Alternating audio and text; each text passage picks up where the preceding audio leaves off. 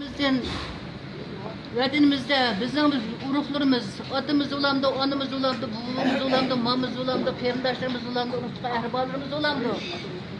Şularınki zulüm Xitay zalimlerinin kolunda zindanlarda azapta atıp, zindanlarda tırnaklarından arsığa jınlarını tıkıp öldürgen, zehir verip öldürgen, ularını kıynap esip öldürgen, ularını boğup öldürgen, kıyın kıstaklar.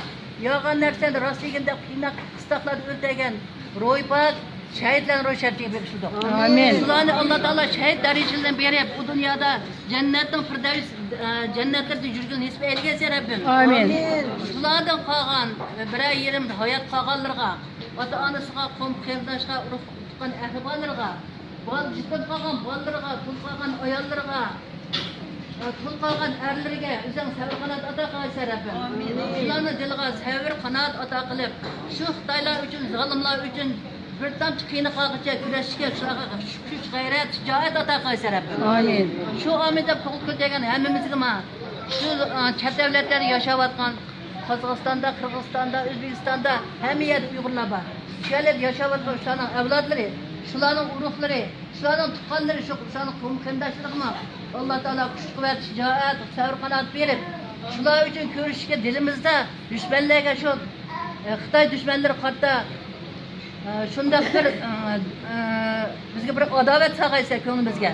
Adavet silip bir tiyim pulumuz bilan bo'lsa, bir ig'il so'zimiz bilan bo'lsa, bir qatim qilgan duolarimiz bo'lsa, shular qarshi her birimizga kuch-quvvat bergaysa Rabbim. Amin. Her birimizga g'ayrat bergaysa Rabbim. Amin. Qolgan boshqa yashayotganlarimizga, tanlarimizga sog'lik, salomatlik, sabr qanot ato qilib, shular uchun ig'izimizda moddiy, ma'naviy şiir yazganlar, şiir boyunca, kitap yazganlar, kitap boyunca şuna karşı görüşke hemimizge Allah Teala gayret atar kılsın. Amin.